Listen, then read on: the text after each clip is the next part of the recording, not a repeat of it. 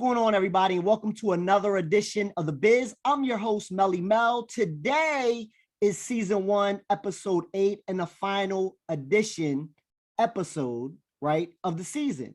Now, this is kind of like a viewer's choice episode because a lot of people's been saying, can you get a DJ on? So now, in my defense, before I say that, in my defense, we did have a DJ on episode 2, but he's a brand manager. I'm talking about DJ Supreme. If you haven't checked out that episode, make sure you check it out. He's a brand manager and a program director. So we focused more on that aspect of the business. So today we're going to focus on DJing, right? And he's in multiple markets. He's been in multiple different markets and on a couple of different stations as well. And also on the digital side as well. DJ GQ. Let's get into that right now. G, what's going on, man? I appreciate you joining me. What's going on? And this is kind of like the viewer's choice episode. This is my 8th and final episode for season 1. And everybody was like, you didn't do a DJ yet, but I did do a DJ, but we really didn't talk about DJing per se. Yeah. You know what I mean? Yeah. So here we are. So let's get right into it. Like, what made you want to be a DJ, and what really got you into it? Shout out to Kobe Cole and DJ Ran. When I used to listen to Power 99 back in the day, all the way back, and Philly market, right? Yeah, they had a show called Radioactive, and I used to listen to that show, sneak to listen to it because it came on late night, and they was dropping all the new stuff. Like, so I'm hearing, Biggie for the first time, and DOS Effects, and Craig Mack, and that literally made me want to be a DJ. Like, so it made me want to like go out and try to find equipment and just find. Oh, and also I can't. So my sister's then boyfriend, they ended up getting married. He had to set up a DJ equipment. His name is Tom, and he let me play around on it. And he was like, "Yo, you sound like you've done this before." So after doing that, those two things, that's what kind of really pushed me into DJing. Okay. So what was the next step? Then you started like looking into buying your own equipment and really taking it serious. Like, what was the breaking point for that? So I was buying like little pieces of equipment here and there, trying to do my little mixes, taking them to school, letting people hear them. Again, that's why I said shout out to DJ Rand, because I was literally like recording his mixes and trying to mimic his scratches and things he was doing. So that's what kind of like moved me in that direction. So then what happened? Like, then you started like doing parties and stuff as you got older. Like, what happened? Yeah, I mean, I started doing parties at the high school. And high school you went to?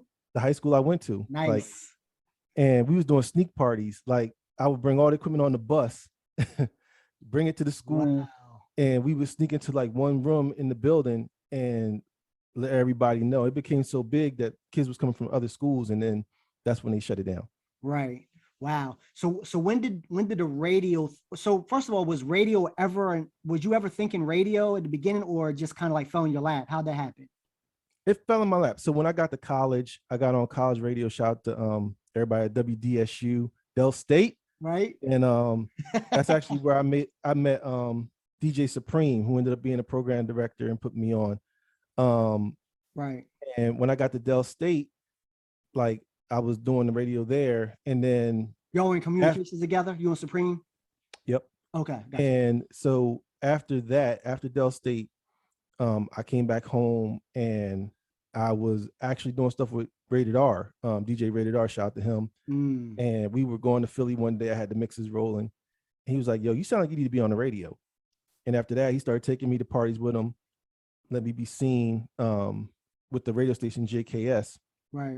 And that led me to being heard by Tony Corderoni, who put me in the game. And then that's how I got my first radio gig. Wow. So you initially started like doing mix show with R? Is that how it happened? Yeah, we were doing a show called the Saturday Night Blowout. Okay. Wow. And that's what like kind of got me in, and then I started progressing forward, and it's been rolling since then. Wow. So what happened? So how long were you at WJKS? I want to say the initial run, I did come back, but not as a DJ, doing other things. Okay. probably about 8 years. So in between all that though, were you still doing other stations while you were on Kiss too? I had done a little bit of stuff a couple times, like with Sirius XM, but nothing major. And then I had a little bit of a falling out with JKS, and and that would you like to talk about it or no? Yeah, let's leave that to what it is. But I left for a little bit, and I want to say, and I don't want to give credit to the wrong person, but I think it was a guy named DJ Stickman who reached out to me on social media. I hope it was Stickman, because if not, then I apologize to the other person that it wasn't. Right. And they were like, "Yo, WOCQ is looking for a DJ," and shout out to Bill Baker. I reached out to him, and he put me on at OCQ, and then I've been there for 11 years now. Wow. Now let's stop for a second and talk about OCQ. Now what you did that a lot of DJs aren't good at is they went through a couple format changes in those 11 years as well, right? Yeah. So was that difficult for you to make to do that, or how'd that happen? How was that? So when I first got there, they were urban, right? And they became more of a rhythmic, and then they became a top 40 pop. That top 40 pop switch, I can tell you, is a very, very difficult switch, and a lot of DJs cannot do it. And it was hard. It's still to this day an adjustment, to be honest. Yeah. But even though you adjusted, right, is that better for like on the, because obviously you're probably still doing parties, right? So are you doing like, so now you can do those top 40 crossover type of parties as well, right? Do you think that helped you with that as well? Yeah, it helped me tremendously. And what I would tell a lot of DJs, what I'll tell most DJs is, I know you grew up in a certain format, and that's who you are, or you believe yourself to be. But to grow financially, to grow and be able to do more diverse things, you have to be able to learn how to make that jump. And it's a very difficult jump to make, but it's definitely more lucrative as far as, the financial side. Right. So now let's go to Albany for a second. So how did that all come about, getting on hot? So this is where relationships come in, because like I said, shout out to DJ Supreme. We went to college together. I was 1 year over him. So when he came in, I kind of was like, yo, you DJ? Come, do these things. And we were doing these things. And then he ends up being on radio. He goes off, does his own thing, ends up being a program director. And he moved around. And when he was in New York, he was like, yo, come do some stuff with me. So that landed me over in New York. So still doing OCQ, but then also doing QBK. Right. And so let's talk about the digital side for a second, because a lot of people don't know you're still on a digital station too. How do you think that's any different from doing terrestrial radio and digital radio?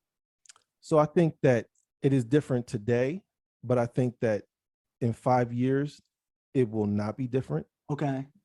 I think that in 5 years, you probably will lean closer to wanting to do digital content than doing the terrestrial radio station, because one, the freedom, two, they're more on top of things. You're going to get the music you actually want to hear, as opposed to the music that's being pushed. Right. You know what I mean? So, and I mean, that's just the way things are going. You look at, people are trending towards their Spotify, their Apple Music, Sirius XM. Right. So do you think, so let me backtrack for a second. Do you think that DJs in this day and time are still breaking records like how it used to be, or do you think it's changed?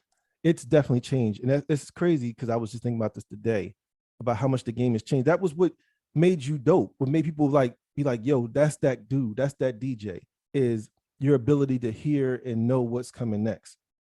That part of the game is gone, right, like for the most part, because music drops so fast.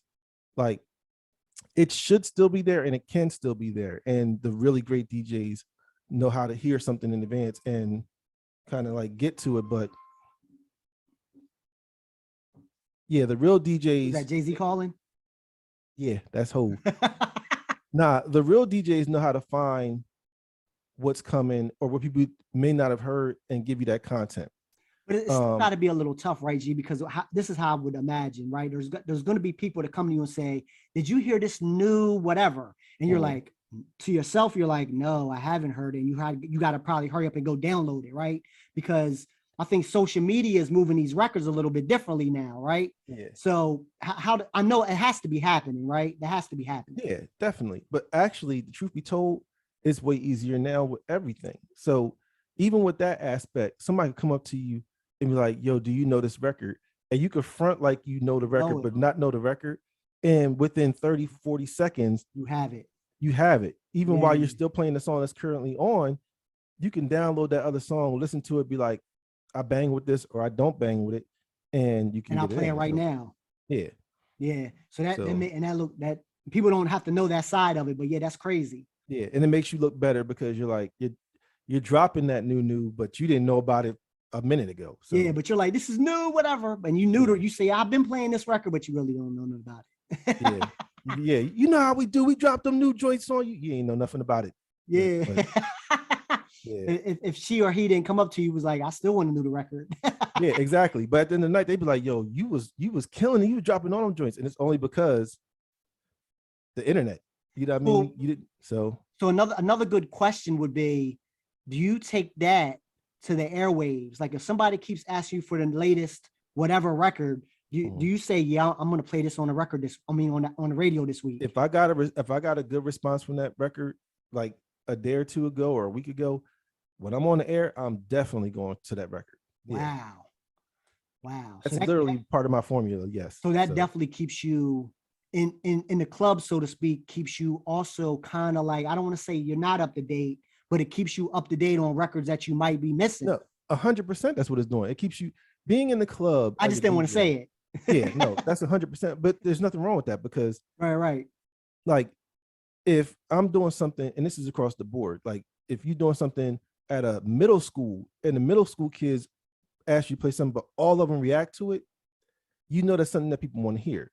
You probably should play it. If you're at a high school, if you're at a college, if you're at a regular club and somebody asks you to play something and you play it and nobody moves to it, move it to the side. But if you play something in the whole crowd, that means you are now ahead of the game. You now know something that other people might not know yet. Because a lot of times they be asking for a record. That record dropped that day. That's how new the records be. And you play it and everybody move to it. All right. Well, now you ahead of the game. Right. So how do you see the future of music? I mean, we've already talked about it already, but how do you think it's going to continue to evolve? I honestly think, I'm almost 100% sure that this whole thing is going to go in a whole nother like digital aspect. I don't know if you're familiar with what they talk about with Meta and the metaverse and everything like that, but I believe that that's where this thing is going. I believe that like 90%, right? You're talking about everything, right? Everything. Yeah. 90% of what we're going to be doing is going to be doing digital stuff. The traditional way will go away. And there's nothing really wrong with that. People are scared of that, but if you're a radio station and everything is tuned in digital, then what should you probably do? Focus on digital. Like figure out how to get your digital content to people, whether it's like your same station, get it to their phone, your same content, get it to their phone or to their computer or whatever. And ultimately, like the cryptocurrency, the metaverse, all that stuff is going to be how people move things. If you're an artist and you're listening to this right now, you might want to verse yourself on like NFTs and getting that content. Like when people are selling their music as NFTs and their digital art is NFTs, you might want to get down with that because that's going to be how you're going to make your money. So what's funny is that leads me to my next question. You've kind of hit it a little bit. You think radio is the traditional radio are the followers right now? Traditional radio has lost its way. And I say this respectfully because I know I'm on radio, but like when I was a kid, when you were a kid and we heard songs, we were hearing them first through radio, you know what I mean? And absent the DJ, and I will say this. And you just proved a point saying some people come to you and tell you records you've never heard. So yeah. So I will say even a lot of the music that I hear now, I hear it first from DJs on the radio. I still. Right. But I know there are program directors that are telling their DJs stick to the script. You know, don't play stuff outside of what we already playing. You think that's killing the station? Of course. Like, why would somebody tune in for something that they're hearing 24 hours a day, 7 days a week is already being beat over their head? Like, there's no way a DJ can play it in a way that's not going to make it still the same song it was I heard 15 times before that. Yeah. You know what I mean? Yeah. But if I can give that person something different, you know what I mean? That's why they tune in. And so there are DJs that I know that I hear and I'm like, yo, this DJ is way more fire than they are on the radio because they're being watered down. Yeah. So that's definitely messing. Yeah, it's funny because you'll hear program directors that say, I don't want you to play off the playlist, but then you have other programmers that say, I don't want it to sound nothing like, you know, regular format. So yeah, it's tricky, man. It's tricky. So let's go to the artist for a second. Do you think an artist still needs a major record label to survive? No. And why? Well, I mean, I can say having seen people do things without one, right? Without one, like having seen the ascension of Mac Miller without a label and seeing him, you know what I mean? I remember when I first was starting to find out about him, and he was doing shows up in Aston, Pennsylvania with 3,000 people at the show. And I'm like, oh, you doing it like that? And I hadn't even heard of him. Yeah. I mean, even in Meek. Yeah. You know what I mean? Meek was getting radio because he was running the city, but it wasn't like actual radio. It was like mix show. Yeah. And his mix show spins he was packing everything out. Yeah. But I mean, Mac was doing it completely off of digital. I remember shout out to Sap, and Sap did the Donald Trump song with him. And he hit me up in the morning. He woke me up in the morning and was like, yo, go look at this. I forget what he sent me. And I thought it was fake because they told me the night before they were dropping the song. When I woke up that morning, it already had like 40,000 listens. Wow. I was like, yeah, that's not, he doing something under the scenes to get that popping. Yeah. And then I clicked off of it, clicked back, it was at like 56,000. Clicked back, it was at like 63,000. I'm like, and was he ever signed? Was Mac Miller ever signed? He eventually did sign a deal. I mean, he got his deal on his terms because he didn't need him. Right. Freddie Gibbs, you know what I mean, Gangsta Gibbs, all them people like that. Nipsey, all the people were doing it so big before they ever even got any type of like real deal. And look at Tech Nine now. Like Tech Nine still. Exactly. Yeah. And I mean, if you know what you're doing, you don't need a deal, and especially because the way that everything moves, if everything's moving through social media and YouTube and Spotify, and you know, the labels are trying to find a way to inch their way into that type of thing, but that's not their lane. They're trying to figure out how to get your stuff from you so that they can get your, you know what I mean, get your wave, but that is not what they do. So no, you don't need it. But what about, so if they don't need a record label, do they even need radio to survive? You do not need radio to survive. I mean, I could try to push the company line and tell you that it does, but you don't, because again, I can say as a DJ, the biggest songs that I hear in the club are songs that never got played on the radio. And the biggest songs on artist albums, off the top of my head. Not radio singles, right? Yeah, off the top of my head. Was Dreams and Nightmares ever a radio single? It was his biggest record probably to this day, right? Yep, was never a radio single.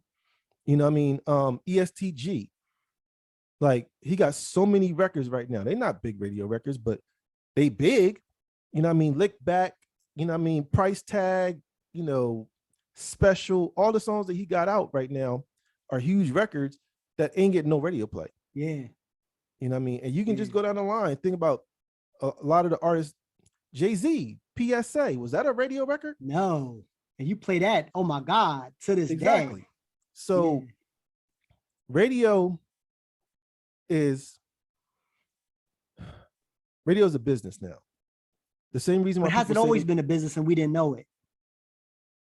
At its best, it was a business that was pulling from the culture. It was a business that was pulling from the culture. Okay. Now it's just a business. Yeah. So it's a business that's trying to tell the culture what to do. Nothing ever wins that way. Yeah. Wow. So I know you got some stories, G. So bring the stories. I know you got some. I mean, some good stories. I know you got some. As far as what? Like, I mean, if I'm gonna tell a story, like some artist stories. I know you got some artist stories. I mean, again, you want the dirt stories, or yeah. I'm not doing that. I'm not doing the dirt stories out of respect. But I mean, yeah, I mean, one of the best parts about being in radio, and you can relate to this, is the things you see, the things you've been around, that people wouldn't typically see, or just the relationships you build. I was thinking earlier about I was thinking about like Little Mama, and I remember Little Mama they were sending me stuff about her when she was like 13, and then I heard DJ Enough, I was in New York, play her record, and I came back and played it, and I get a phone call, and they're like, "Yo, did you play Little Mama?" And I'm like, "Yeah." And they're like, "How did you even find that record?" And I'm like, I went and looked for it because I heard Enough play it. Yeah. And they were like, "You were like the second person to ever play this record." And they were like, "Can we come down?" I don't know if you remember this, but they came down and we did a whole thing. And then a week later, the album drops, and then the song pops and everything like that. And just watching her grow from there, the conversations we had about her mom and just about everything, and then seeing her grow, that's one of the best parts about it, seeing people from one place grow to another place. Like Meek, when I heard about Meek is through SAP, and well, I actually heard about Meek because I heard the song. Right. And then I went looking for him, and they were like, his boy reached out to me, Ricky Marquette, and he's like, "Yo, he's in jail." So I'm like, "Yeah, he in jail? Like his song is like one of the highest songs popping out here, and he in jail." And it was like, "Yo, support my boy, he gonna pop." And he came home. I went to the studio, had a conversation with him. Actually, you could find that video on YouTube somewhere, but we had a conversation, and then just seeing like the whole thing move from there, like stay in contact with him as he's growing through his ascension and everything like that. Yeah. Seeing people grow. I mean, Nicki Minaj, seeing her say again. Tell that story. So when Nikki, actually the way I met Nikki was through Angel DeMar. Angel DeMar had she can really sing too. She can. It's one of the biggest tragedies for me is that Angel should have been way bigger, you know what I mean, for what she was able to do. Like, but Angel asked me to DJ something that she was doing with the label that she had just signed to, and Nikki's there, and I'm DJing. I look over and I see Nikki. I want to say she had on like a Wonder Woman outfit. I forget, but it's hard to miss Nicki Minaj when she walks in the room. Trust me. Yeah. So she comes in and she gets on the stage. She goes to do her one verse, but her microphone is off. The sound guy didn't turn the mic on.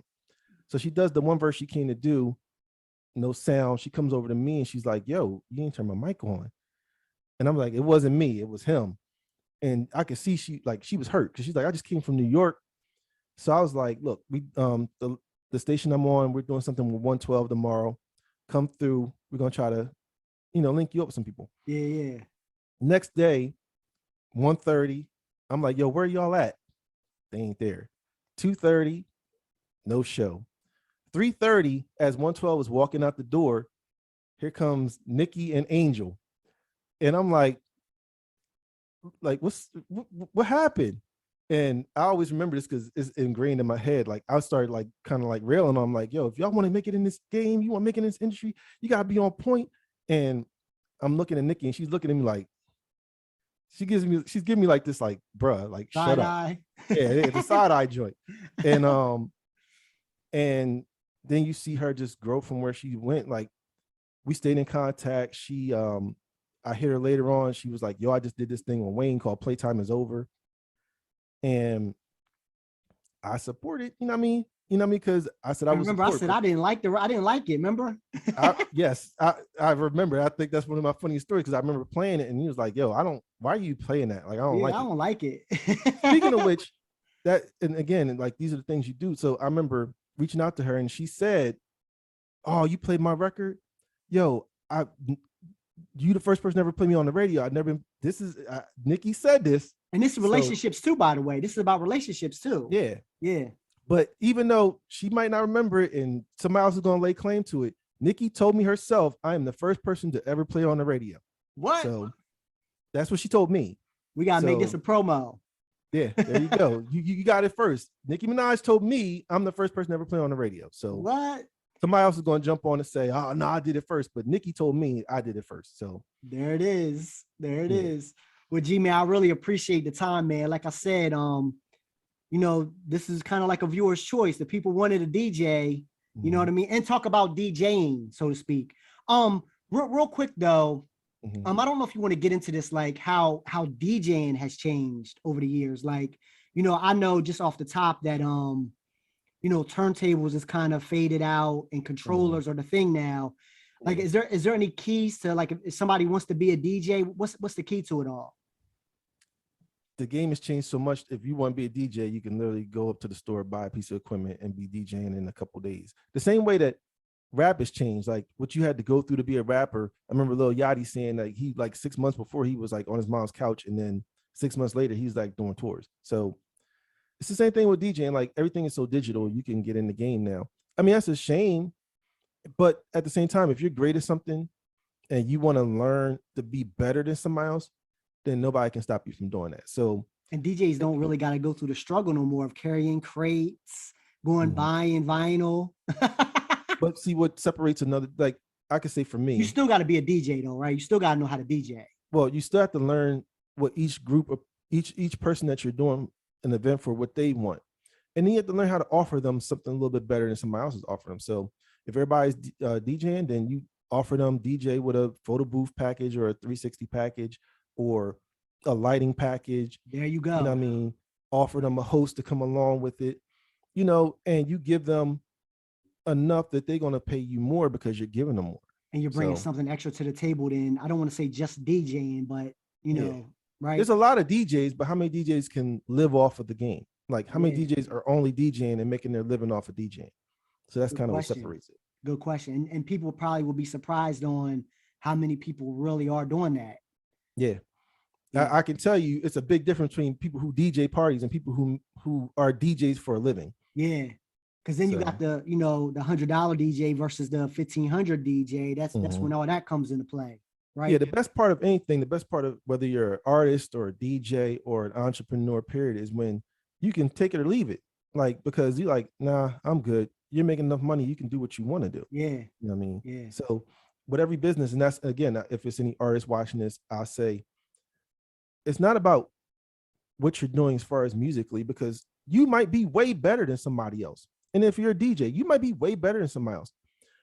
But does it really matter? Yeah. You know what I mean? If the other person is making way more money than you. It doesn't matter. I remember like some DJs that I know saying they were better than some of the DJs that are on Power 99, or that they scratch better, or, and by the way, this might sound like this is I'm not talking about any specific person. Just be clear. Because somebody's going to hear this and think I'm talking about them.